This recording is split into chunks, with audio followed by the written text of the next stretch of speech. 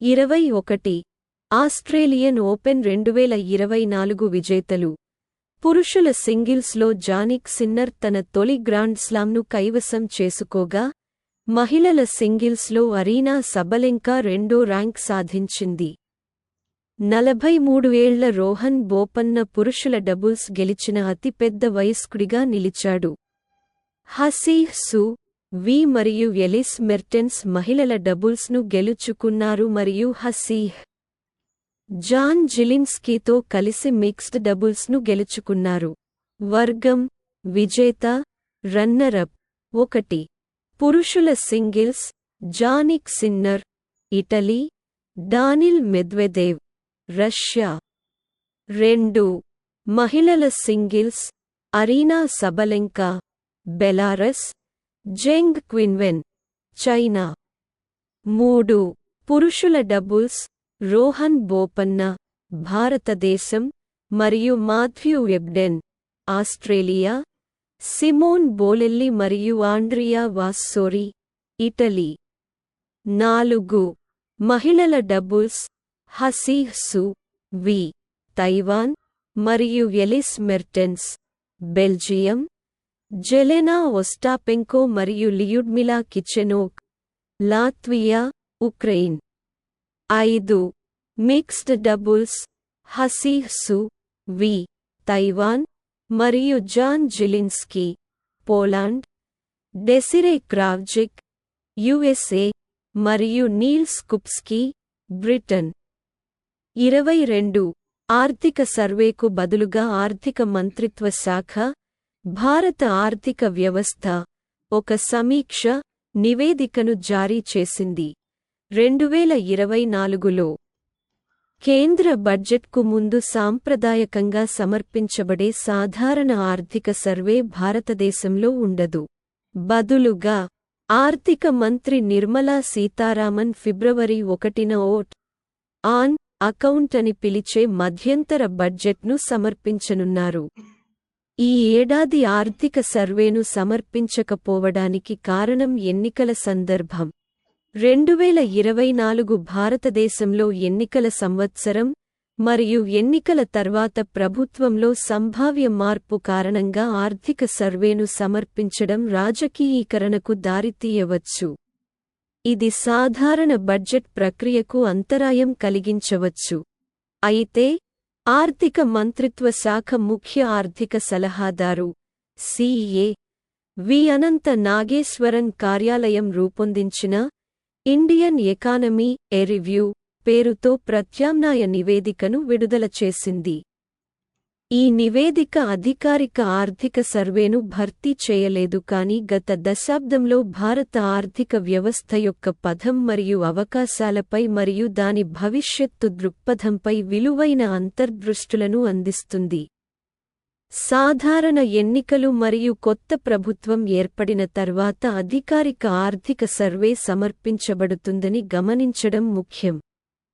సమీక్షలో 2 అధ్యాయాలు ఉన్నాయి మరియు భారత ఆర్థిక వ్యవస్థ యొక్క స్థితి మరియు గత 10 సంవత్సరాలలో దాని ప్రయాణం మరియు రాబోయే సంవత్సరాల్లో ఆర్థిక వ్యవస్థ యొక్క క్లుప్తమైన స్కెచ్ను అందిస్తుంది. ఇండియన్ ఎకానమీ ఎ రివ్యూ నుండి ముఖ్య అంశాలు 1 రాబోయే 3 సంవత్సరాలలో భారతదేశం యొక్క అంచనా వృద్ధి $5 ట్రిలియన్ల ఆర్థిక వ్యవస్థ మరియు 2030 నాటికి $7 ట్రిలియన్లకు చేరుకునే అవకాశం.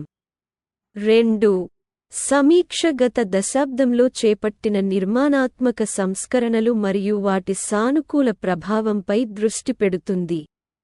3 ఇది ప్రపంచ అనిశ్చితులు మరియు సవాళ్లను గుర్తిస్తూ భవిష్యత్ వృద్ధి మరియు ద్రవ్యోల్బణంపై జాగ్రత్తగా దృక్పథాన్ని అందిస్తుంది.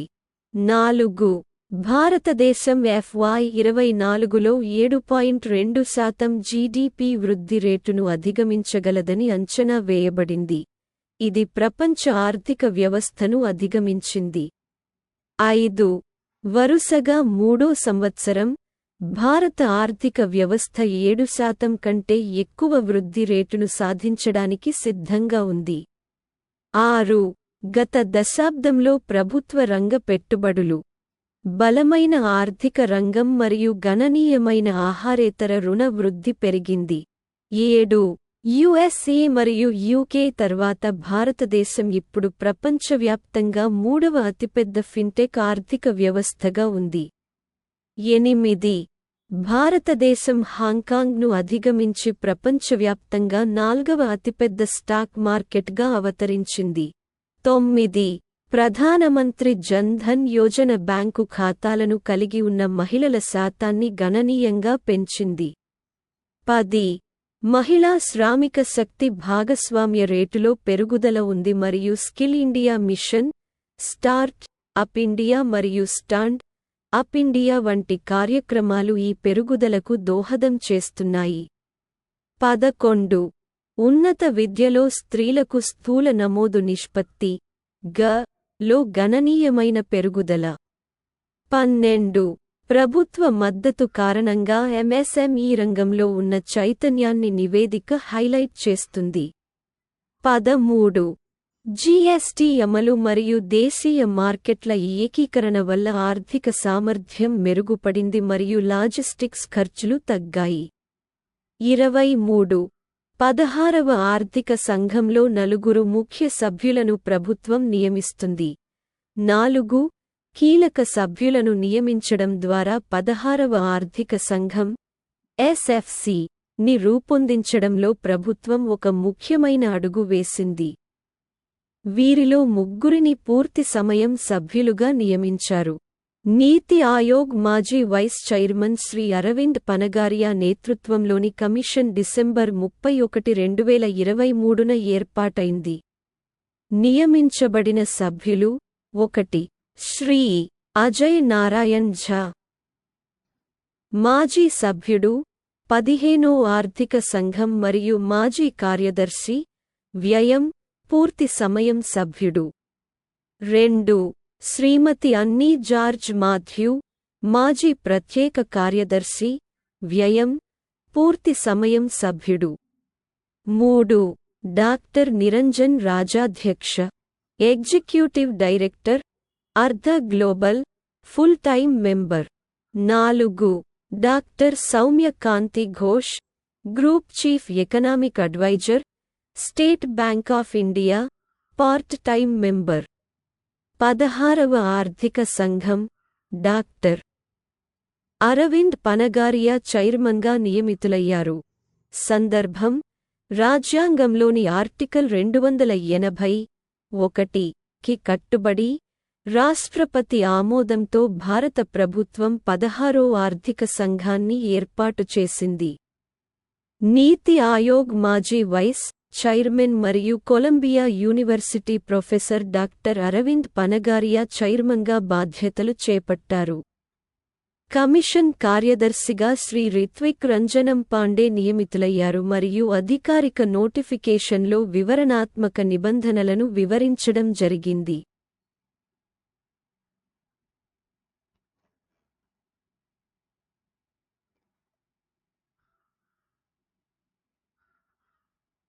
కీలక నియామకాలు: chairman doctor Arvind Panagariya, secretary Shri Ritvik Ranjanam Pandey. సూచన నిబంధనలు: 16వ ఫైనాన్స్ కమిషన్ 3 కీలకమైన విషయాలపై సిఫార్సులు చేసే బాధ్యతను కలిగి ఉంది. 1. నికర ఆదాయాల పంపిణీ. రాజ్యాంగంలోని చాప్టర్ I, పార్ట్ 12 కింద యూనియన్ మరియు రాష్ట్రాల మధ్య పన్నుల కేటాయింపు. రాష్ట్రాల మధ్య సంబంధిత షేర్ల విభజన. 2. Grants in aid. Consolidated fund of India నుండి రాష్ట్రాల రాబడికి గ్రాంట్ ఇన్ ఎయిడ్ను నియంత్రించే సూత్రాలు. ఆర్టికల్ 275 ప్రకారం ఆ ఆర్టికల్ క్లాజ్ 1కి సంబంధించిన నిబంధనలలో పేర్కొన్న ఇతర ప్రయోజనాల కోసం మంజూరు చేయవలసిన మొత్తాలు. 3. వనరుల వృద్ధి. రాష్ట్ర ఆర్థిక సంఘం సిఫార్సుల ఆధారంగా పంచాయతీలు మరియు మునిసిపాలిటీలకు మద్దతు ఇవ్వడానికి రాష్ట్ర ఏకీకృత నిధిని పెంచే చర్యలు. అదనపు ఆదేశం, విపత్తు నిర్వహణ చట్టం, 2005కి అనుగుణంగా విపత్తు నిర్వహణ కార్యక్రమాల కోసం ఫైనాన్సింగ్ ఏర్పాట్లను కూడా కమిషన్ సమీక్షిస్తుంది మరియు సంబంధిత సిఫార్సులను అందిస్తుంది. కాలక్రమం 16వ ఆర్థిక సంఘం తన సమగ్ర నివేదికను అక్టోబర్ 31, 2025 నాటికి సమర్పించాలని భావిస్తోంది. ఇది ఏప్రిల్ 1, 2026 నుండి ప్రారంభమయ్యే 5 ఏళ్ల కాలానికి వర్తిస్తుంది.